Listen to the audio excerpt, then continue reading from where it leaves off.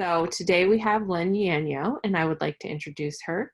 Lynn is the founder of Novo, a business consultancy that focuses on startups and restarting businesses. Lynn's technical background includes both broad and deep science and engineering experience, including degrees in chemical engineering from CMU and a PhD in polymer science and engineering from the University of Akron, as well as 15 years of fundamental research in product development, including 8 U.S. patent and foreign equivalents. So Lynn, I'll let you get started.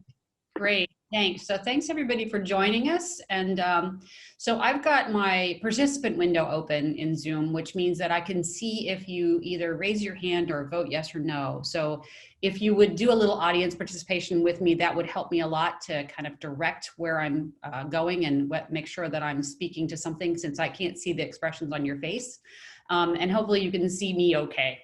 Also, if there's something that comes up that you need to let me know, you can chat to Allison and she'll break in and tell me what I'm doing wrong if there's something there. So it's been about a year since I was last on campus. It probably feels like it's been about a year for any of you as well, I'm sure, as we're all doing different things these days. And I'm hoping that this oddness of the current situation has not stopped you from being creative. In fact, you know, it's these changes and step changes in how we do things that give us the opportunity to invent. So look at it positively. So I'd like to learn a little bit about y'all because it helps. I'm sorry, it's you all because I'm here in North Carolina. So a little bit about all y'all.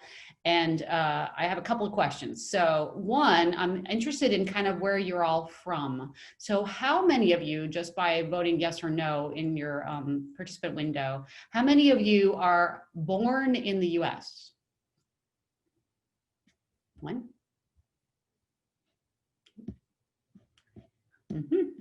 All right. So a high proportion of you are from somewhere not in the United States, which is way awesome, because that means you have perspectives that those of us that have lived our lives here and maybe haven't traveled very much can't see. And all of those things are useful. So the other piece is, of course, that you're doing business in a country you might not have familiar with. And there's all kinds of crazy laws here. We won't even go to where we were last night, but you know, there are some things to learn. So those are two things that are interesting. Second is about experiences. So how many of you have been working in your field for more than 5 years?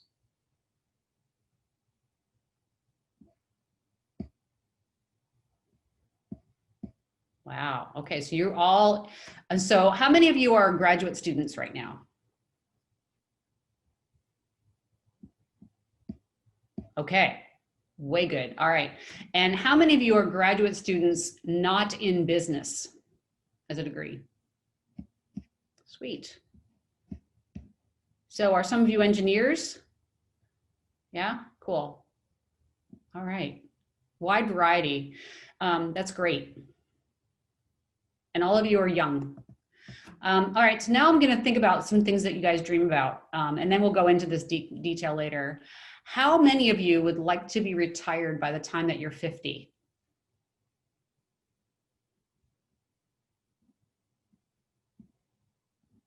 This is a double-edged sword question, which is like, some people might not want to be retired ever. I'm way over that 50 mark, and I do stuff every day, but I don't consider it working. So I kind of consider myself retired, but having fun. Yeah. So a good way to get there, it's almost impossible to get to retirement at 50 by working for somebody else. Just is. If you work for yourself, you have control over that a bit better. Otherwise, you're saving, which is good. You can, you know, be paid well and live very frugally, and that might be fun. I like things, so I'm not so excited about that. Okay, so that's that. And if anybody wants to break in and say something, feel free. There's not a huge, we don't have a lot of people on here that it would go into a riotous thing if 20 people wanted to say something. So now a little bit about me. So I graduated from Carnegie Mellon in 1981, which probably seems very far away from all of you that are younger and born at least 1990 or later. And in 1981, it looked very different in the chemie class. So when I visit the chemie school these days, I see more women than not, right? So we're greater than 50% women. But when I was there, we were about 10 to 15% women. And there was a lot of language used around whether we needed to be there, but we won't go there because times have improved. I started working right out of college and went to a company called Lord Corporation. And so this is my first little bit of story about thinking about what you do as you exit your education and into the working world. I didn't know it at the time, had no idea actually at the time that what I was seeing when I joined Lord Corporation was a small startup company. Just didn't have any idea. So Lord Corporation at the time did about $200 million in sales, roughly, maybe they were less than that.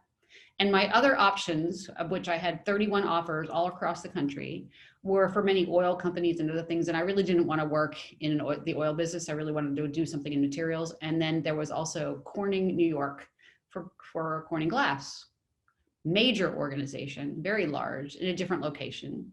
And for whatever reason, I chose Lord Corporation. I think because they said things like, we're small and you're going to have to do all the parts of the project yourself. So we'll talk about that a little later. So I went to this very small company, not a startup, but a family-owned business. It had been founded in 1929. To go back to this thing. While I was there, so maybe the other part of the deal was, while I was there and they were actively trying to get diversity in their engineering pool, more women, I told them that I was interested in doing a PhD and I wasn't really sure if I wanted to go to work in Erie, Pennsylvania, where there was no way to get a PhD. And they said, no, I'll cut you a deal. So they set me up with the person who eventually became the dean of the College of Polymer Science, Frank Kelly, as my advisor, and said, work under him, learn everything he knows, because we can't hire him. And then we'll move you to North Carolina where our research is going, which was like, oh, that solved the problem, but I don't want to live where snow is.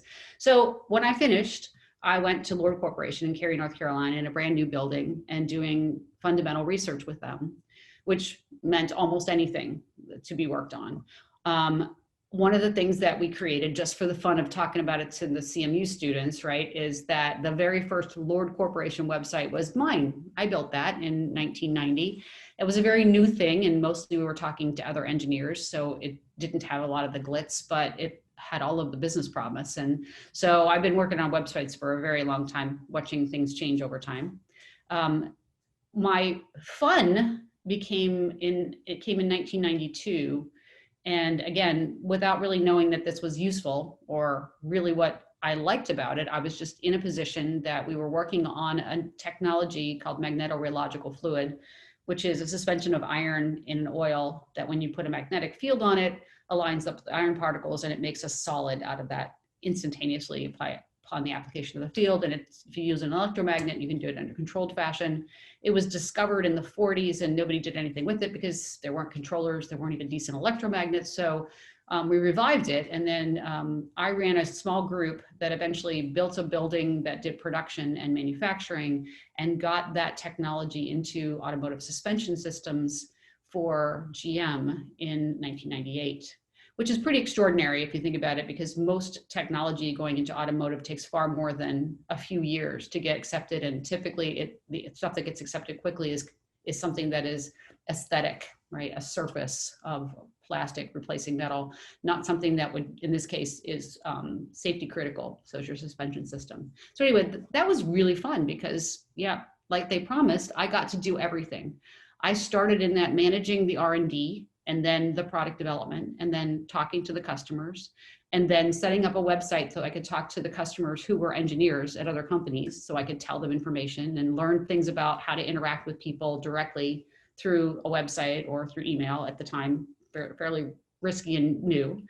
And then working with large corporations who had buyers who didn't want to pay you anything for your technology and negotiating those contracts, and then eventually getting things out into the market. And that kind of set me to the point of, oh, maybe I like this market thing and talking to customers more than just being in the lab and doing the experiments over and over again. In fact, I loved having a team of researchers who would just kind of think through and do all the detail of the stuff that I had in my head. So that, and again, was one of those, oh, aha moments. I like this. So my reward after I was able to develop this from nothing was for the folks at Lord Corporation to reward me by moving me to another business who was struggling. And I had the electronic materials group.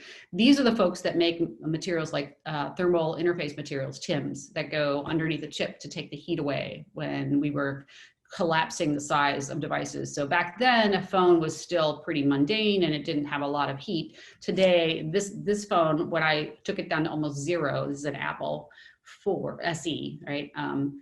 I couldn't even hold it. It was so hot as it heated up. But there's TIM material in there that's from Lord Corporation that helps radiate the heat. And then there's a bunch of adhesives and other things, including conductors and stuff that we sold in the electronic materials market. That allowed me to travel all over the world in a different way and meet companies in Asian markets and have interesting customers that we did. But I had to transform that business from something else. It wasn't nearly as good as making something from your own, but it was fun fixing things. So I would say that wasn't so bad, right? And then because I rewarded again, I was given global corporate marketing and communications for the whole corporation internationally. And by then the company was nearing $1 billion in size. And we had people everywhere. And I think, the website thing probably was part of it as well. And that was okay too. I did that for a few years. And then we restructured and the whole corporation got sold to Parker. So in 2013, I left, and as a private company, I had some stock. So that was my argument of why it's good to maybe figure out how you're going to work for yourself, because I owned a part of the company as a manager, and left and started my own consulting group, De Novo Ground, which you heard Allison talk to you about. And since 2013, 7 years later, I can't stop myself from starting businesses. So I have 11 at various stages of making money, getting ready to make money, investing in patents and doing other things. And I'm happy to talk about a lot of those, but we really want to get to about you, and I could keep on going. So I'm going to skip that and talk about how last year I took over a piece of business from Penn State, which is the Institute for the Study of Business Markets. And the reason you all might want to know about that is that ISBM teaches business to business marketing, which is different than business to consumer marketing. And business to business marketing is a great way of running a business if you can do that. So ISBM teaches this to our member companies. Member companies are the ones that if you choose not to start your own business, you might want to consider working for them, because they get it in terms of how to do marketing as an industrial organization. Our member companies include Westinghouse in your area, Covestro, Dow, DuPont, those kinds of names, right? Those are our members. Happy to talk about it later if you'd like. All right, so I've got a bunch of stuff. I have several investments in other startups, because usually when I consult with them, the payment to me is in some version of equity rather than in actual dollars, and that's okay. And we're just watching to see what happens. We just got a great exit from a company called Osiris, who invented a way of making sure that aortic dissections don't happen when the surgeries are done, and they had 100% success rates over the last 5 years. So they just got bought up by a very large company that manufactures devices, and we're all happy for that. Send the checks, right? Okay, that's me. I'm going to stop for just a second, make sure there's no questions before I launch into this next piece. Hearing none. All right, so my first question to y'all, and you can use your voting things. How many of you are interested in working for a startup company? I'll give you a chance to answer. All right, so we got 8 or 9 of you, right? How many of you are interested in starting your own startup company?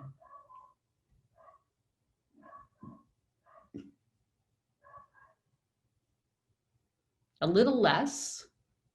Oh, maybe. No, here, we'll just wait a little longer. Okay, good. This is an improvement over a couple of years ago when I asked this question. And this is the part we're going to talk about as we go through this, which is, in your heart, in your stomach, which is somewhere where it turns up at night, how are you thinking about risk and owning things? So we'll just talk about that in just a second, right? So good to know. Does anybody recognize what this image is from? Because it's getting old and you might never have seen this, although if everybody's binge watching, this is Field of Dreams, right? And Field of Dreams, the phrase was, if you build it, they will come. And so there is this thought still that if you have a great idea and you build it, people will buy it. A great example that is always cited is these phones, right? If you build this, people will buy them. True, there's some examples, but by and large, no, that's not how most innovation and new product development gets to the market. It rarely is something that a small group or an individual says, hey, we should do this, makes it, and then the market beats a path to their tour. Those are just not how it works, right? So if you have a great idea, that doesn't mean it's not a great idea. It's just probably unlikely that it's going to be done in that way. The other part of talking about things like this is that these words invention, innovation, startups, entrepreneurism, incubators, they all kind of get conflated and step over each other. Innovation is not the same as invention, and invention is not necessarily required for innovation, or vice versa. And being innovative doesn't necessarily mean you're inventive, nor does that mean you're an entrepreneur, right? So all of these things have different meanings. And it's one of those things to just, I want you to be aware of as you talk to people who say, I want to help you in some way, because once you have a great idea and you're somewhat successful in getting some sales, you'll have a lot of people that want to help you. They really want to help you when you look like the revenue's coming. And I want you to be aware of what they're thinking versus what could be happening. And mostly it's because I've seen the downside of taking money from not smart investors and having things go bad when it could have gone well if you'd done it a different way, right? Okay, so what really matters when we're talking about this? It's really good to have invention. Anybody on this call, someone who has filed a patent or received a patent? Just looking to see if anybody said yes. Okay, 1, 2, awesome. All right, so Ramesh and Alexandra, you have filed patents. Have the patents been issued? Alexandra still says yes. Ramesh says yes, okay. Are you pursuing those patents for commercialization? Okay. All right. Interesting. Later, I'm going to want to know what those are to see if we can't make some money off of them. But okay, that's cool, right? You might have been that you're a joint inventor with someone else and that somebody else is taking that forward, not you. I've got 11 businesses. 4 of them have patents that are in pursuit. So the one thing about patents is the length of time you must invest before you'll see an outcome that looks like something you can say, I can call this patented and then sell it as patented. 5 years is a low end of that scale.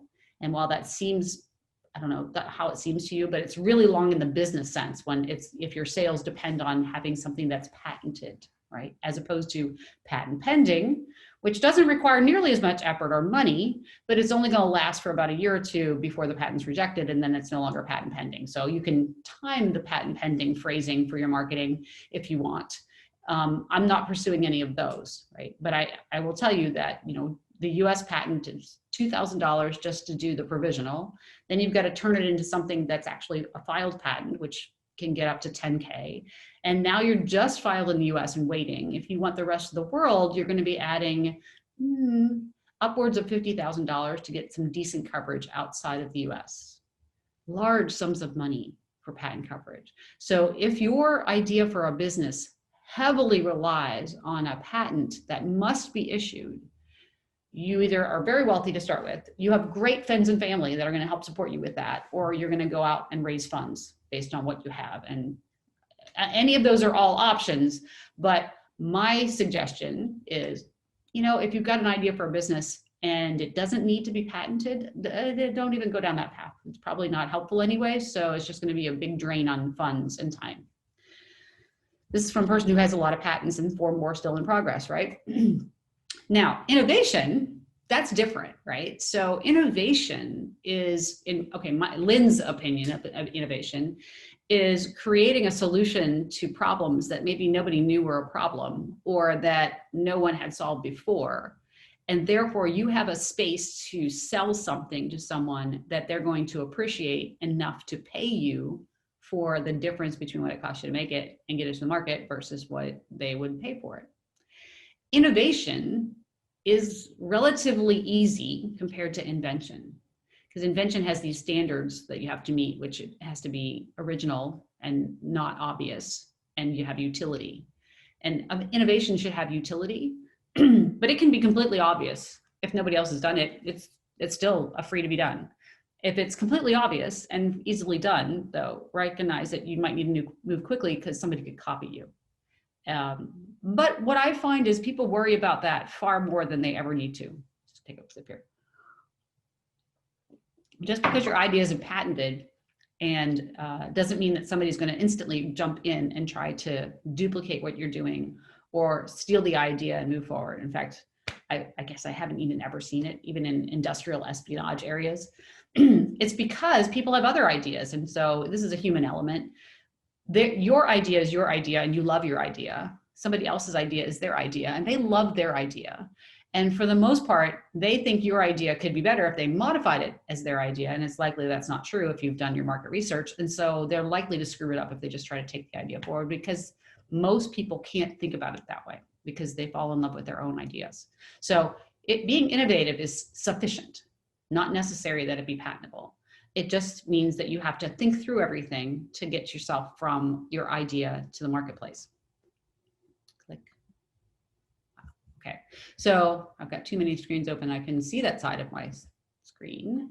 Let me move things out of the way. So the real things that matter at the end of the day, in order to stay in business, it's profit and cash flow. So if you heard cash is king, yes, right? There's almost nothing that you can do it all without any cash.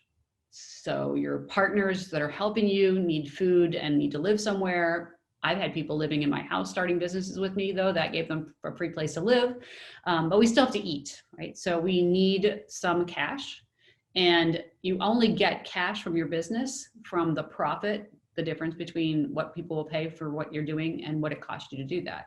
Or you're borrowing in advance from somewhere, friends and family, your own savings, a bank, a venture capital group, an angel group, with different promises for how you're going to pay it back.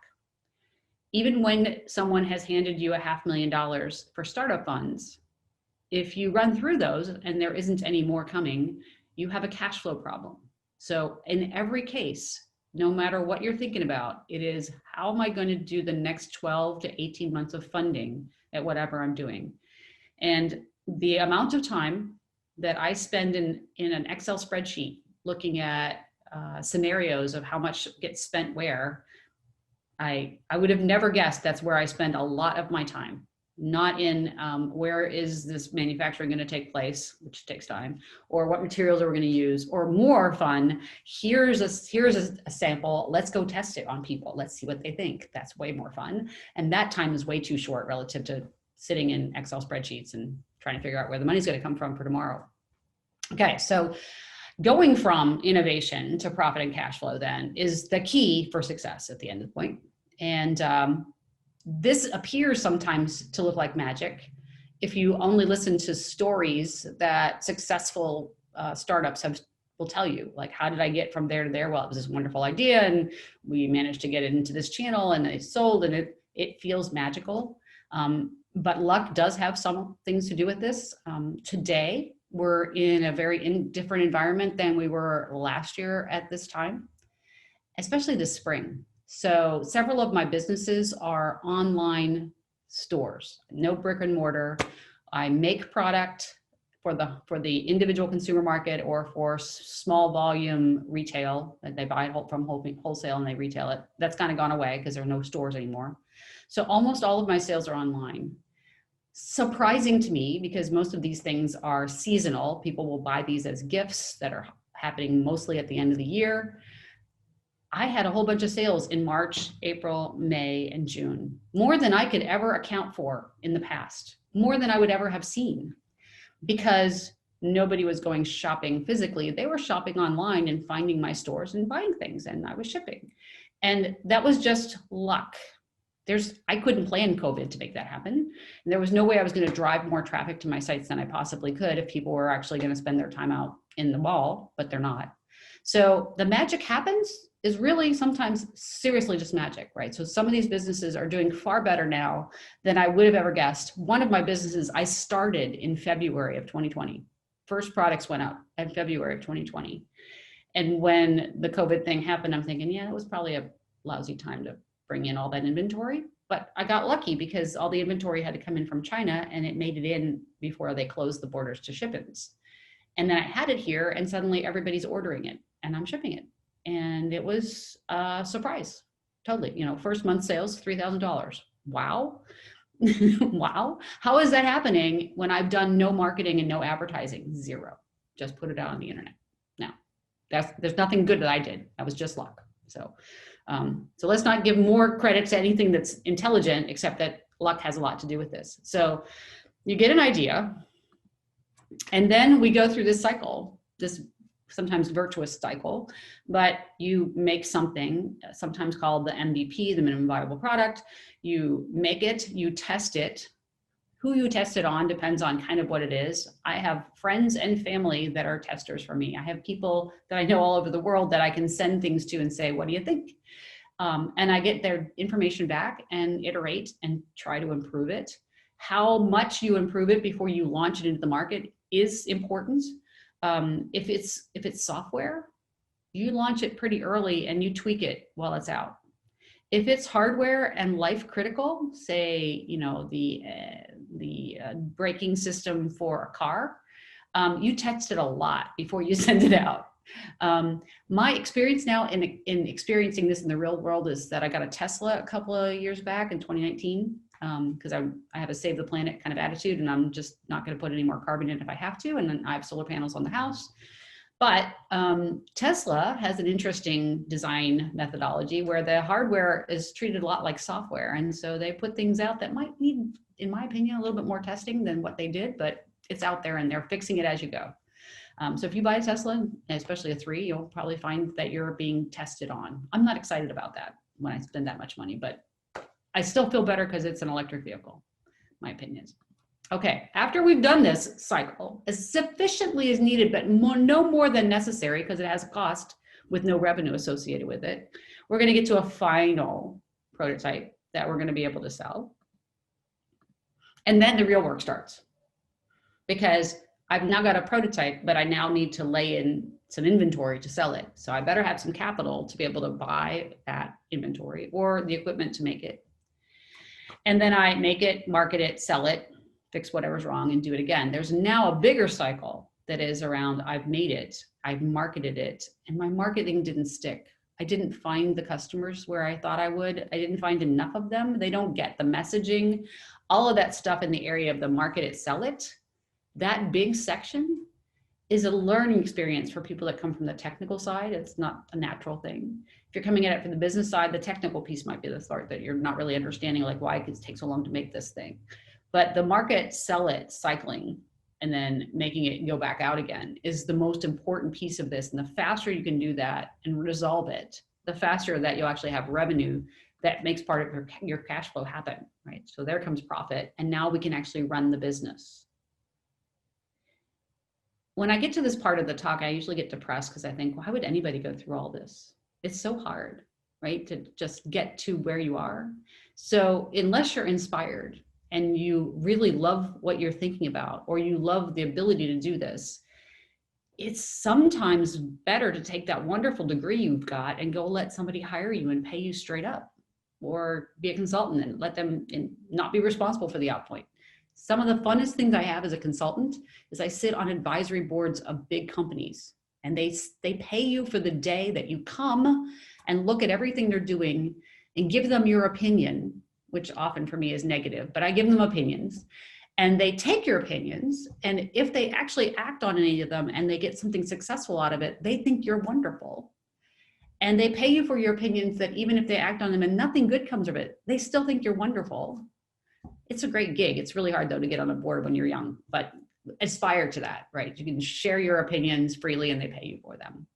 But there's not enough, well, there's just not enough fun business to do that because you also have to work with companies that you might find annoying. I'll digress for a second. When I left in 2013, I had two specific criteria for anything I would do after I left corporate America, because I had worked in corporate America for 32 years. And my two things were I was only going to work on what I wanted to work on, So my boss wouldn't tell me to work on a project that I thought was maybe too stupid or mundane. And the second, I would only work with people that I liked, because, you know, there are jerks everywhere, and I got tired of trying to play nice. So I took off my filter, and I only do what I like these days. It's far better, but you can't do that if you don't have any money. So don't do that right away, right? Make sure you're successful. All right. There's all this other stuff that comes along with making things that go out. You know, by the time you've got to make it, market, sell it, fix it, you're not the only person, and you're not the only of two people. You usually have a group of individuals. And so now you're doing staffing, trying to hire the right people and retain them. You're managing a supply chain that may or may not be with you. You know, when things like COVID happen, or just the economic downturns in certain parts of the world, your supply chain is impacted, and you've got to figure that out. You've got to manage the inventory, so your free cash isn't sitting there in a storeroom, not moving. Depending on what you're in, there may be a tremendous amount of regulation. So if you're making food items, they have regulations associated with that. If you're in pharma, of course you are. And then there's taxes to manage. So by the time you're done, at this point, trying to make profit, you need a team, or you need fractional people as part of the team. So I do a lot of fractional staffing, a fractional CFO, a fractional chief financial officer to just kind of oversee things, but the business isn't big enough to hire someone, for example. I do fractional CMO work for other companies. So I'm a part-time chief marketing officer, and kind of giving them the things to do that they can execute, but I help them with the strategy. Those are valid things that can be done, and to be able to make sure that you keep the costs down. But mostly you wear a lot of hats, which, as I recall now, when I decided to go to Lord Corporation, is why I joined them, because I wanted to be able to wear a lot of hats and not be narrowly defined by what I could do or what I was allowed to do. So what's your biggest challenge then? Yeah, we need money to do a startup. You certainly do that. You need money, right? And you absolutely will need time. So I have a lot of folks that want to work on their startup idea while they're currently employed somewhere else. And that you just have to make sure that you've allocated time appropriately, and your expectations depending on the time allocation. So I had two really fun guys. They were white hat hackers, right? So they wrote software for a company and worked for a company in security to kind of combat what they could see. So they were pretty interesting folks. And they had both decided that the company they were working for was probably either going to go under or just be bought, and they didn't want to go where it might go, and they wanted some independence, and they had ideas, right? So we sat down one day at a Starbucks, and we went through their ideas and things that they wanted to do, and had more than enough really good ideas to pursue something that they might want to create on their own. So the three of us created a small business. This one is one that has patents that were filed, and they definitely needed to be filed because large companies could come in and just stomp us out if we didn't have something to prevent them from doing that. But in the end, they could only work one night a week, roughly, while they were doing their full-time jobs, which they continued doing for 3 years while we worked on this idea. So 3 years later, the filing's in, we're waiting, and they went back, and both of them have changed jobs now. They don't work for that company any longer. But how much time can you allocate? In my mind, though, because I understood they were only going to work such a few hours, anything that came out of this was going to be gravy happy, right? Let's do it. Let's just see how it goes, because the patent itself is going to take an eternity. So if we have to file, then we can't go any faster than what the patent will do before we go to market. So that worked fine. Might not work out for others. So money's important, and who footed the bill for the patent? So that's all been coming from our pockets. So the three of us put money into the business, and we've all divided by 3 paid for the patents, which is how I know some of these numbers, right? And then the biggest piece, though, is people. So during this period, one of our team, of the 3 of us, took a job in Silicon Valley instead of being in North Carolina, which made it much more difficult for us to get together and talk about things even once a week. And that slowed things down further. But more so is whether the people that you have the skill set that you need, even if they have the time to do it, right? So there's all these needs that you need. This is a list that you just need to be aware of and not be surprised by, right? So idea generators kind of come with the territory. People have ideas, but I've actually had people who wanted to start a business who had no ideas, and I gave them one, and then they worked on it. But you need idea generators. You need folks that can do the prototyping. And if you don't have somebody who can do prototyping on your team, and you don't have a way to buy that, you're probably going to be stymied for a very long time. So ideas by themselves don't go anywhere. You got to have prototypes. You're going to want market research, because it's not really the build it and they will come and buy it. In understanding the market, you don't have to pay tens of thousands of dollars for market research. You can do that research yourself. One of the favorite things I enjoy is when younger students that are in their 4 years of undergraduate degrees, particularly in engineering, say, do you have a summer job? And I say, I always have summer jobs. I have lots of summer jobs. What do you got? And they typically have done maybe some prototyping, but they've never done market research. And I set them off to do that and tell them how to do it. And then they come back and think, why wasn't I ever told about this as engineering? This is the great thing, right? Yep, absolutely. So market research can be done inexpensively, you know, at 15 to 25 bucks an hour, depending on the student that you hire, or yourself. But it's critical, because without it, you will spend a whole lot of money and then be surprised by what doesn't get purchased, or what doesn't have appreciation, or what surprises you that shows up 2 months before you on the marketplace. Then you have to have people that are willing to test. And testing can be boring and mundane and tedious. And typically testing does not go with the idea generator. So that's usually a different human. You have to be able to manage customer interactions. That's customer support, service, fixing things, answering questions, all of those things. And those folks that are outgoing and able to do that are typically not the same folks that might be doing some of these other things. You need to manage the investor interactions. And this is a really different skill set from all of the things you might actually think about. So if you need to raise funds from outside your friends and family network, you are going to need to get good at investor pitching. And you might, with experience, get better, but you might run out of time before they actually will fund you. And where you live probably affects you more than anything else. So I'm lucky to live in a smaller but vibrant market that has venture capital and angel groups, and there's about 10 in the area that we can chat with. And I founded one myself, but it's not Silicon Valley. But it also isn't Ames, Iowa, where there might be nobody, or one. Right? Manufacturing. Yeah, you come from Carnegie Mellon, so you get the fact that there's a manufacturing component in all this, but there's a lot of folks that started this that think they're just going to hand this to someone and it will be manufactured. But all of the intricacies of manufacturing with sufficient quality and at sufficient cost have to be managed as well. And you need that. And you'll need purchasing, somebody to make sure that the things that you're buying on your side to go into the manufacturing are what they need to be and the quality is where you are. If you offshore your manufacturing, you're going to need some people that can communicate in country and manage that as well. Obviously, you're going to need marketing. And so marketing has this broad brush when I say marketing, because marketing is, well, I put my website, but nope. How are you getting to your market? Who is the market? How are you communicating with that? You need this thing I was talking about earlier, which is an Excel spreadsheet.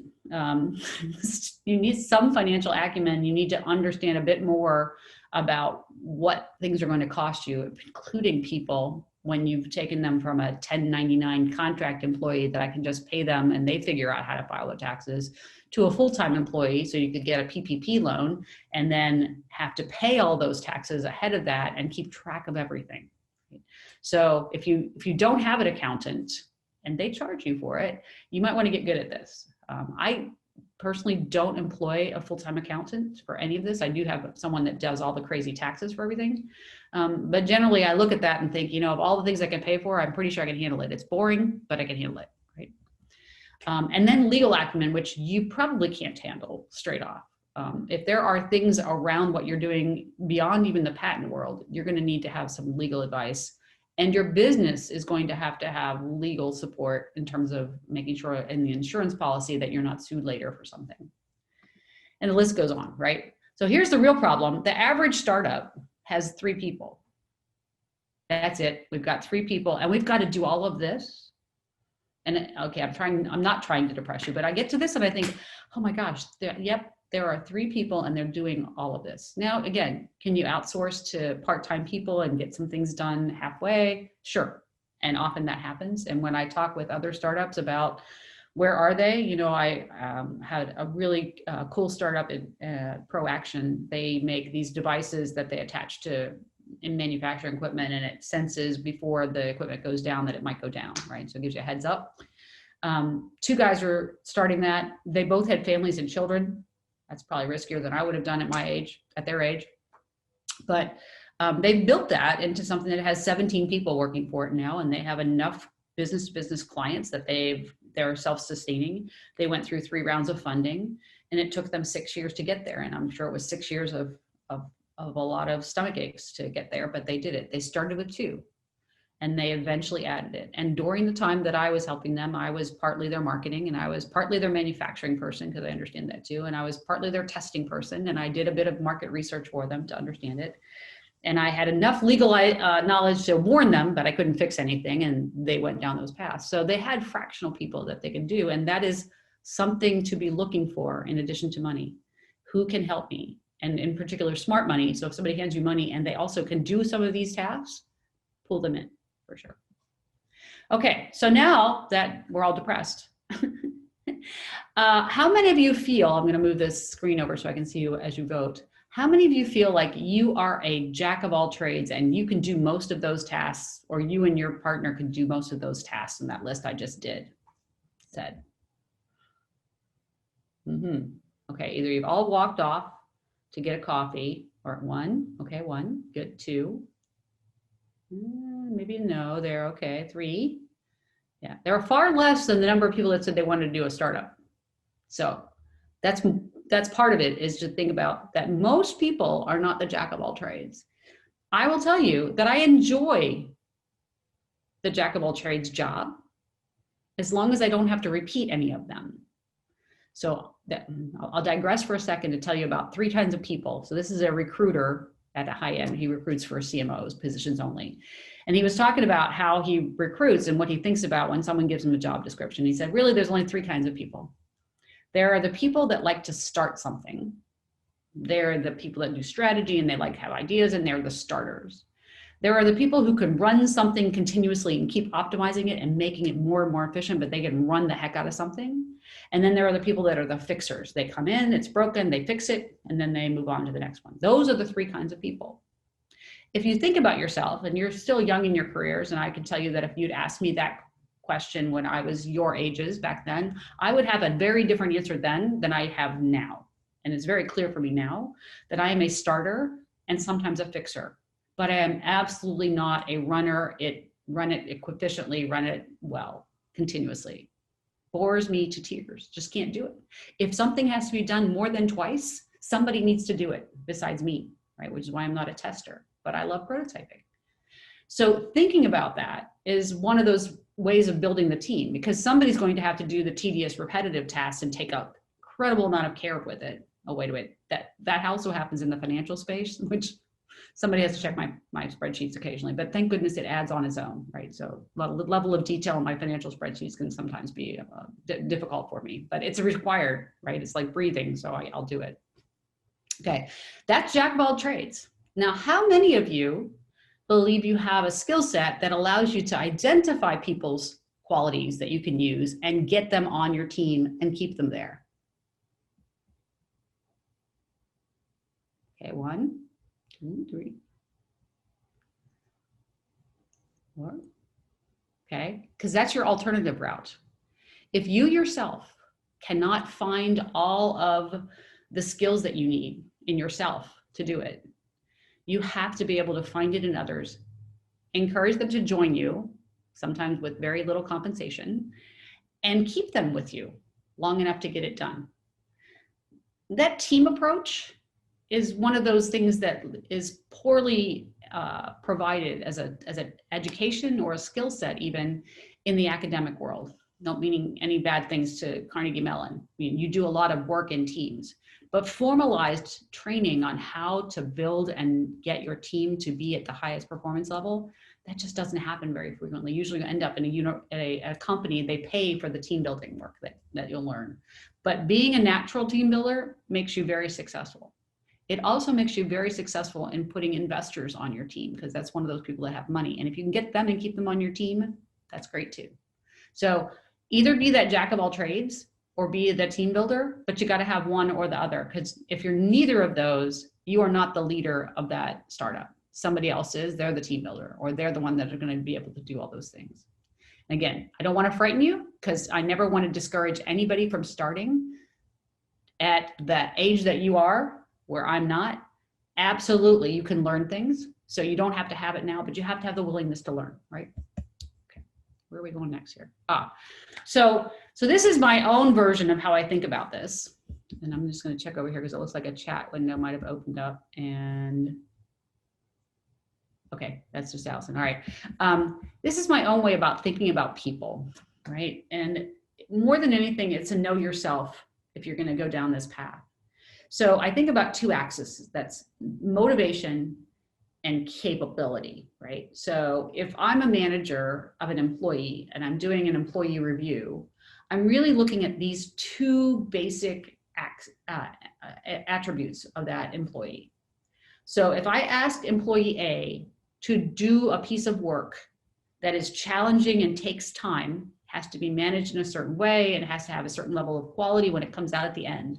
If I ask employee A to do that job, and then they don't, they could fail because one, they didn't want to. They were unmotivated. It was not exciting, and they just felt like, forget it, I'll just work on my other stuff, but that one doesn't get done. Could be motivation. Or it could be that they didn't know how. You ask them to build a bridge and they don't have a civil engineering degree, and they don't even know how to do it, the decent math to get there, so they are not capable, right?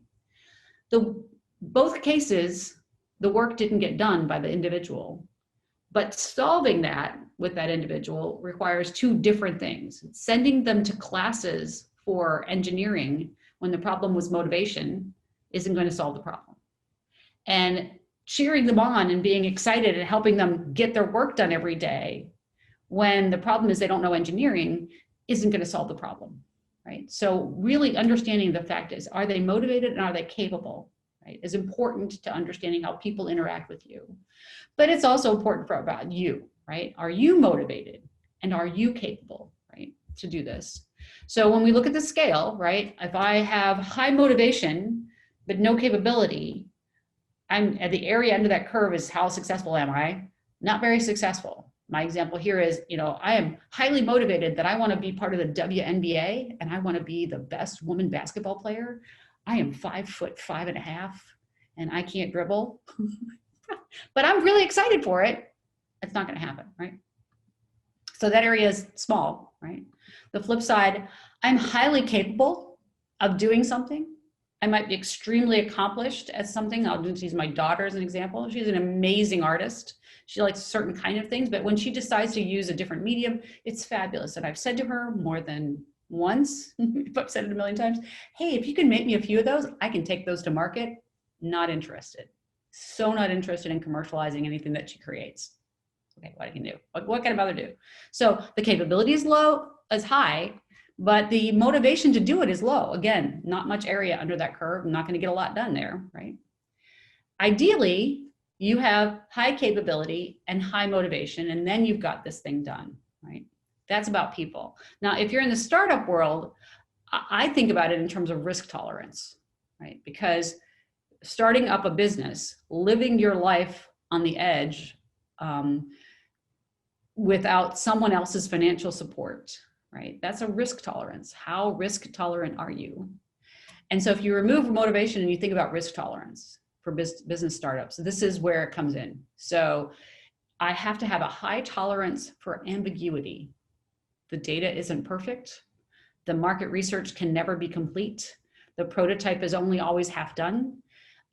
Every time we run a trial and put it in the marketplace, it's just an attempt to see what happens. It's not necessarily ever really gonna be finished.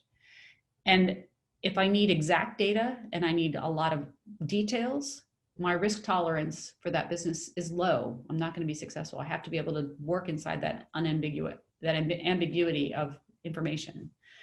There are things that are going to affect the business that have nothing in my control.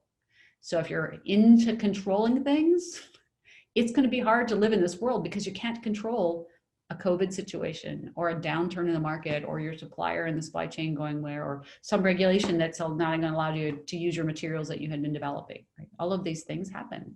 So risk tolerance needs to be high, and you need these capabilities either of team building or of being able to do more than one of the jobs to get it off the ground. All right. So now that I've really gotten you in that, we started this beginning, I'm going to go look at the numbers again. So how many of you would like to join a startup? It's a question we said earlier. I'm just looking for, did we change the dramatic number of the people? How many of you would, either that or you wandered off, right? And I will get a different number. Okay, so how many would join? Okay, we have not changed your minds. Looks about the same number. How many of you would like to start a startup? That number went up by 1. That's fun. All right, good. Excellent, because now you probably feel like you can do it. You were just worried, but you can do this. You know, it's, I have something that I say to a lot of my young people that are trying to start up businesses, and they're afraid that they're not educated enough, they don't have enough experience. There's so many worries that they have. And I remind them that there are plenty of people that have started businesses with less education and less capability than the 2 or 3 people sitting around the table at that moment. It's all about, if you have the capability, being motivated and being able to manage the risk to get it there. It's just getting it done, right? All right. Okay. So now if you're going to go join a startup, or if you're going to invest in a startup, make sure you do your due diligence. You've probably heard they're afraid of doing due diligence. If an investor is going to look at you, they're going to do diligence. They're going to be asking about everything, looking under all the rugs, opening all the closet doors and looking for everything, because they're going to put cash into your business and usually have zero control over what happens to that cash.